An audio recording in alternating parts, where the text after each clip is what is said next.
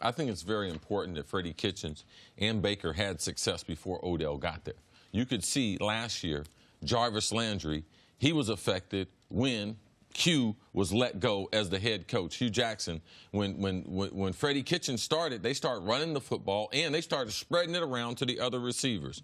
Previously, before that, Jarvis Landry was targeted 12 times a game. Immediately, almost cut those in half. He was targeted only 7 times a game. So he took a haircut soon as Freddie Kitchens took over.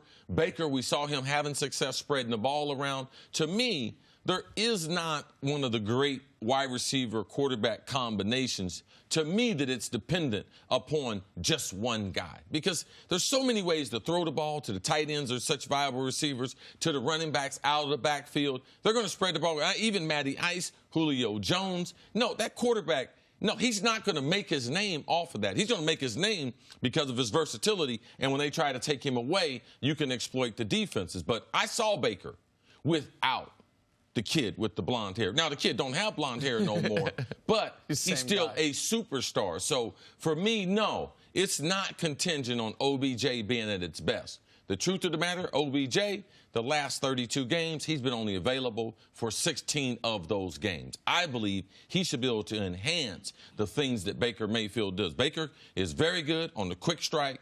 OBJ is very good at catching, running away from the defense. Both of them have more talent with the units they're playing with than any other time, and I know Baker just got to the league. But for OBJ, that's very important. In talking with him this offseason, he realized he's got to sacrifice some things for the overall team good, and winning the division, getting in the playoffs. His last playoff appearance was not a good one, so getting back in that position, that was one of the real goals, and I believe it's on the totality of the talent that Dorsey has put together there to be able to help him out. No, Baker's career is not contingent on OBJ. And it's easier to find another receiver, especially in Cleveland right now. In the next 10 years, why wouldn't you want to go to Cleveland if you want to catch passes? With Baker, I mean, and people need to remember, Baker last year set the all-time rookie touchdown passing record. Broke a mark held by Russell Wilson and Peyton Manning. So it's a pretty meaningful record. Those are the two guys that held it. And he did it despite not starting the whole season. Right? Like, I mean, he didn't start a game until week 3, or he played in week 3 and started in week 4. So we know how talented he is. I also think people need to remember how wildly productive Odell has been when he's been out there. Odell's first 59 games of his career stack up favorably to anyone in the history of the league. Now, the problem has been the last couple of years, to C's point, the availability. Yes. That is the problem, not the Lil Wayne interviews, not the sideline stuff. Those are secondary distractions. The problem is, all of a sudden, he came into the league, I think it was an ankle sprain, kept him out his first 4 games of his career, and then he was exceptionally healthy. Hamstring the first 4 games of his career. Then he was exceptionally healthy, and since then, he has not been. Right. He had the year lost to injury. Last year, he was dealing with that quad bruise throughout the season. The hip injury Absolutely. And so now this is something, much like with Carson Wentz, maybe not to the same degree, but you cannot disregard. You have to include when you're talking about what he will do. But if he's out there, he will be wildly productive, and their skill sets match up perfectly.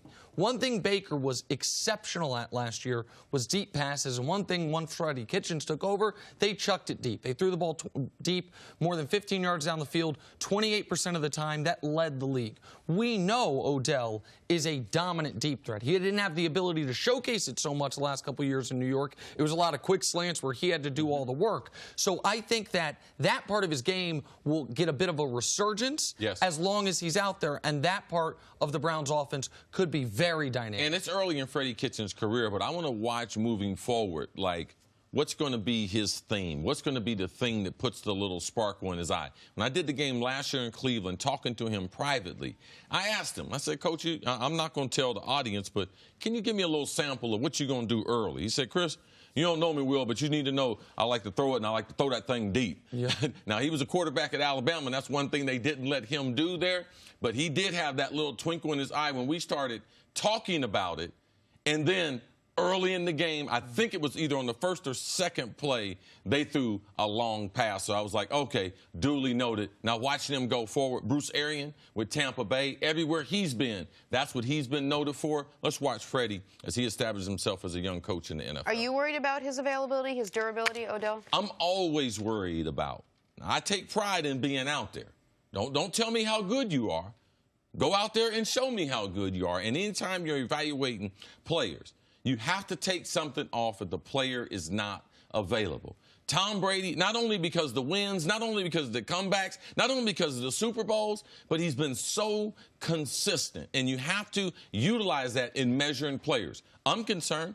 Nick always calls him the most talented. I say Julio Jones the most talented, and Julio Jones is the best. And Julio Jones has a better track record as far as staying healthy. And he's been more available. One defense of Odell as far as the availability.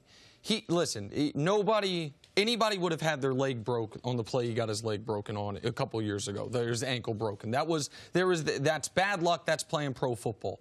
Last year, I do wonder if the Giants were a playoff team, if the season was going differently, if he would have missed that time with a quad injury. I wonder how much of that was by the team and by Odell, something of a... I hope it was more severe, because that'd be a personal indictment on himself as a football player. Was he available? Well, if we're in the playoffs, I'm playing. That's not a trait that we would like to put with our best football players. That's fair. The point that I'm trying to make is he suffered one major injury in his career. It was the broken ankle, and there was nothing he could do about that. He got caught up and got rolled up on. I don't think this preseason injury necessarily adds much to the list of the injury woes with him. We'll just see if he can play 16 games this is year. The way injuries go, Jenna. If you like the player, typically the injuries aren't a big deal. Carson Wentz, we like him. You know something? Nah, man, they got a little bump here. You know something? A little bad luck here. He ran into two people at the goal line, shattered his knee. Odell, if you like him, Nick Wright, not a big deal. I didn't say it's not a big deal. If you don't necessarily like him, that consistency is very important, Chris. I didn't say it's not a big deal. I didn't say it's not a big deal. I said the broken leg is nothing. What's he going to do about the broken leg?